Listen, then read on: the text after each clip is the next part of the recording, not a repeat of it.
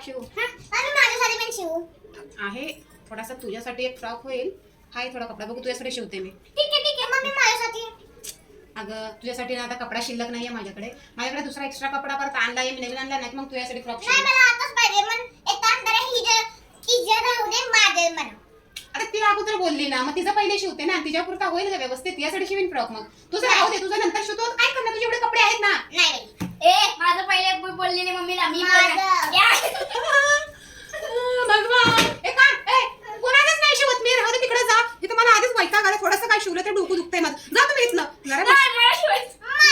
जरा मशीनवर बसले की हा हे शिव ते शिव ते शिव. जशी काय टेलरीनच झाली मोठी मी. नाही मला शिवायचं. ओय ओय ओय अरे सर नाही पहिले शिवून दे. गो बघते मी नंतर. जा. नाही पहिले शिवून दे.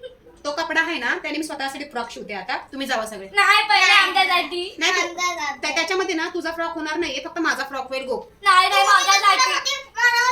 काठी कुठं? आण काठी आण. कोण आणणार काठी?